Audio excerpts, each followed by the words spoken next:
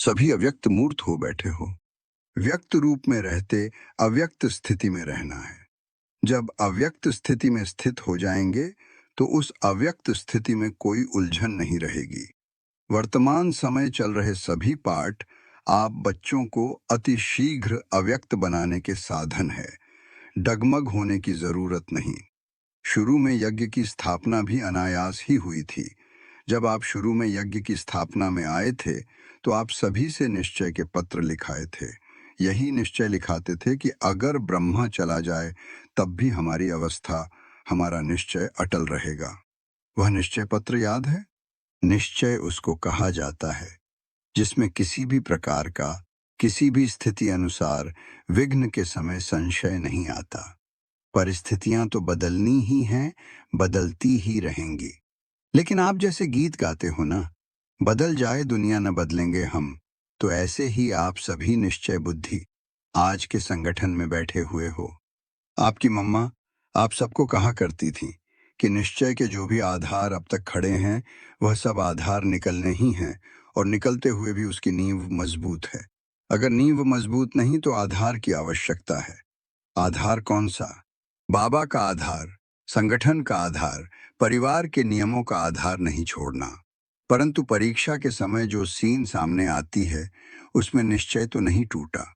निश्चय अटूट होता है, वह तोड़ने से टूटता नहीं। ऐसे ही निश्चय बुद्धि गले के हार हैं।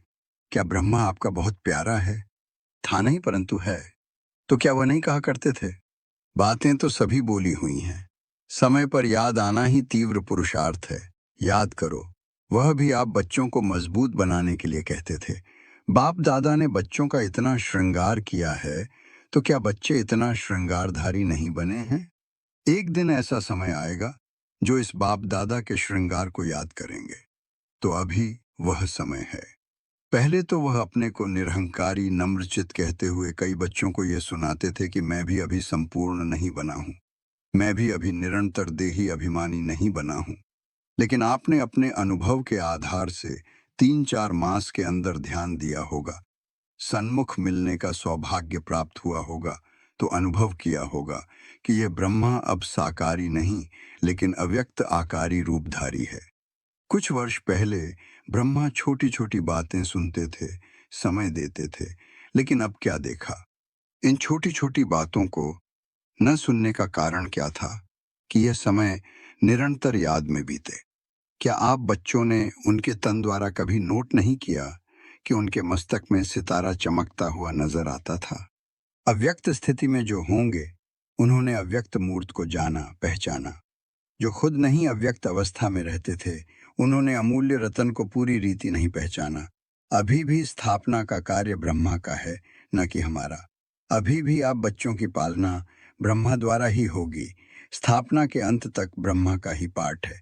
अभी आप सभी बच्चे सोचते होंगे कि ब्रह्मा द्वारा पढ़ाई कैसे होगी। यूं तो वास्तव में अवस्था के प्रमाण कैसे, क्यों के क्वेश्चन उठना नहीं चाहिए।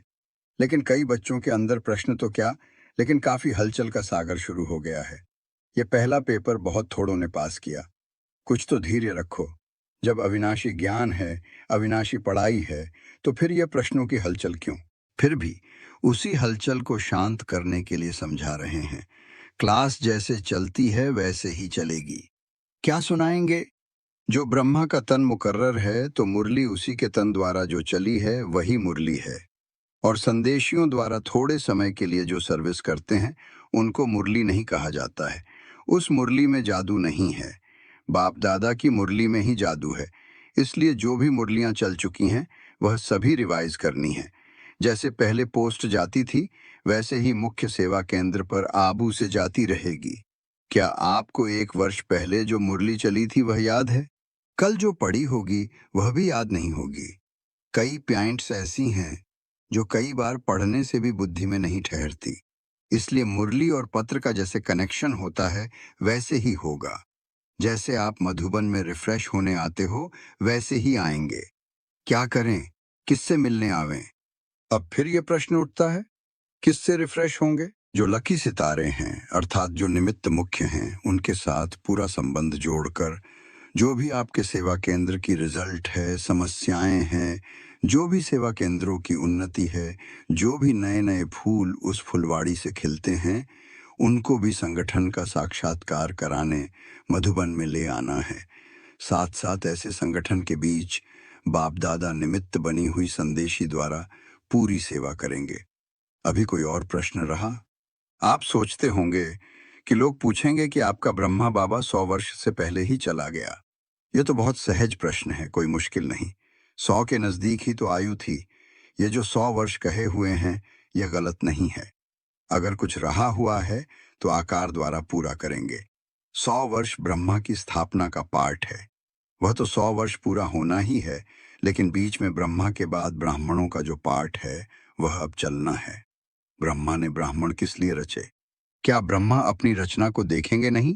क्या आपको अब काम पर जिम्मेवारी का ताज नहीं देंगे? तो सतयुग में देवता कैसे बनेंगे? यहाँ की जिम्मेवारी ही वहाँ की नींव डालती है। इसलिए जो भी आप बच्चों से प्रश्न करते हैं, उन्हें यही उत्तर दो कि ब्रह्मा की स्थापना तो चलनी ही है। अभी बच्चों की पढ़ाई का समय बिल्कुल ही नजदीक है। ये तो हर एक मुरली में मम्मा के बाद इशारा दिया है। क्या पेपर में तिथि तारीख बताया जाता है? जो पहले से ही बताया जाए, उसको क्या पेपर कहेंगे? पेपर वह होता है जो अचानक होता है। किसके मन में जो होता है वह अचानक नहीं होता है। रिजल्ट में क्या देखा? पूरे पास नहीं हुए। कुछ न कुछ कमी एक एक में देखी। फिर भी बहुत अच्छा, क्योंकि समय पुरुषार्थ का है। उस प्रमाण रिजल्ट अच्छी ही कहेंगे। बाकी तो बाप दादा दोनों ही एक बात पर खुश थे। वह कौन सी? बच्चों ने संगठन और स्नेह दोनों का सबूत दिया। ब्रह्मा वतन से देख रहे थे कि कैसे कैसे कोई आता है, कब कब आता है, किस रूहाब से आता है, किस स्थिति से मिलते हैं। यह भी रिजल्ट बाप दादा दोनों ही इकट्ठे देखते रहे। तो हर एक खुद को देखे और खुद में जो कमी हो उसको भरे। बाकी आज से सभी के लिए कौन निमित्त है? वह तो आप जानते ही हैं, दीदी तो है, साथ में कुमार का मददगार है। जैसे और सभी लिखा पढ़ी चलती थीं, वैसे ही हेडक्वार्टर से चलती रहेगी। ये दोनों आप सभी की देखरेख करती रहेंगी। अगर आवश्यकता हुई तो आप सभी के सेवा केंद्रों पर चक्कर लगाती रहेंगी। लेकिन अब का पेपर क्या है? ये तो अचानक पेपर निकला, परंतु जो आने वाला पेपर है वह बताते हैं। अब एकमत, अंतर्मुख और अव्यक्त स्थिति में स्थित होकर संबंध में आओ। यही बाप दादा जो पेपर बता रहे हैं, उसकी रिजल्ट देखेंगे। पिछाड़ी के समय ब्रह्मा तन द्वारा जो शिक्षा दी है, वह तो सभी ने सुनी ही होगी और याद भी होगी। आज के दिन इस संगठन के बीच कुछ देने भी आए हो तो कुछ लेने भी आए हो। तो जो लेंगे वह देने के लिए तैयार हैं? जिसके दिल में कुछ संकल्प आता हो कि नामालूम क्या हो, ऐसी तो कोई बात नहीं होगी। वह हाथ उठावे। अगर सभी संतुष्ट हैं तो जो लेंगे उसको देने में भी संतुष्ट रहेंगे। 2 बातों का आज इस संगठन के बीच दान देना है। कौन सी 2 बातें?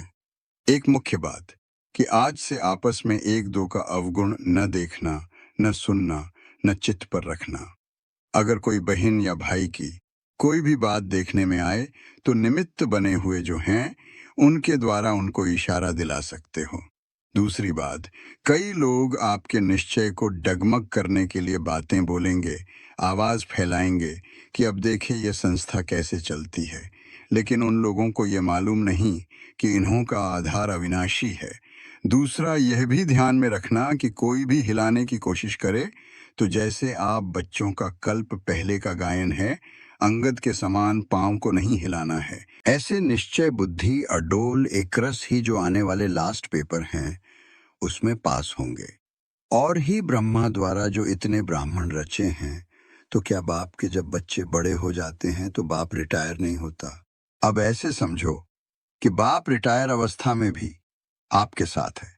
आप बच्चों को कार्य देकर देखते रहेंगे। शरीर छूटा परंतु हाथ साथ नहीं छूटा। बुद्धि का साथ हाथ नहीं छूटा। वह तो अविनाशी कायम रहेगा। ये 2 बातें जो सुनाई, एक डगमग न होने का दान देना है, दूसरा अवगुण न देखने का दान देना है। अगर सभी बच्चे यह ध्यान दे, जबकि संकल्प कर चुके अर्थात दे चुके। संकल्प की हुई चीज कभी वापस नहीं ली जाती।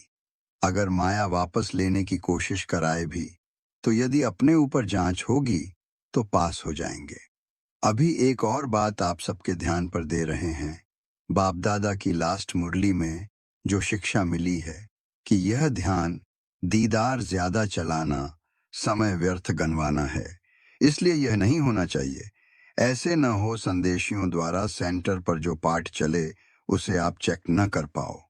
इसलिए यह निमित्त बनी हुई दीदी और कुमार का जिस संदेशी को मुकर्रर करेगी, उन्हों के द्वारा डायरेक्शन मिलेंगे। इस पाठ के लिए भी यह जिसको निमित्त बनाएंगी, उस द्वारा ही रहस्य स्पष्ट होंगे। जैसे पिछाड़ी की मुरली में यह भी डायरेक्शन था कि भोग के समय बैकुंठ आदि में जाना व्यर्थ समय गंवाना है, क्योंकि यह घूमना फिरना अब शोभता नहीं। अब तो निरंतर याद की यात्रा और जो शिक्षा मिली है उसे प्रैक्टिकल लाइफ में धारण करने का सबूत देना है। अगर ब्रह्मा बाबा के साथ स्नेह है, तो स्नेह की निशानी क्या है? स्नेह यह नहीं कि दो आंसू बहा दिए, परंतु स्नेह उसको कहा जाता है जिस चीज से उसका स्नेह था उससे आपका हो। उसका स्नेह था सर्विस से। पिछाड़ी में भी सर्विस का सबूत दिया ना, तो स्नेह कहा जाता है सर्विस से प्यार, उसकी आज्ञाओं से प्यार। बाकी कोई भी ऐसा न समझे कि ना मालूम बिना हम बच्चों की छुट्टी के साकार बाबा को वतन में क्यों बुलाया, लेकिन छुट्टी दिलाते तो आप देते। इसीलिए ड्रामा में पहले भी देखा कि जो भी गए छुट्टी लेकर नहीं गए। इसलिए यह समझो कि ब्राह्मण कुल की ड्रामा में यह रस्म है। जो ड्रामा में नूंधी हुई है वह रस्म चली।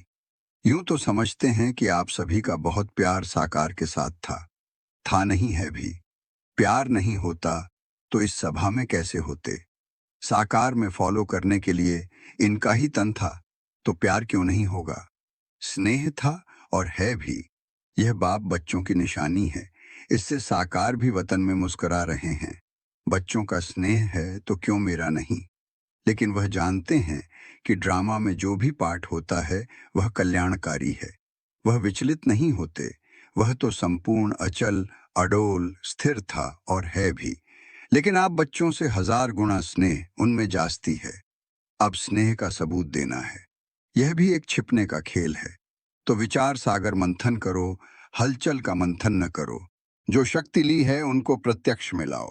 भारत माता शक्ति अवतार अंत का यही नारा है। सन शोज फादर ड्रामा की नूंद कराएगी। साकार बाबा ने कहा, मैं बच्चों से मिलन मनाने आऊंगा। अगर आज आ जाता तो बच्चे आंसू बहा देते। अच्छा,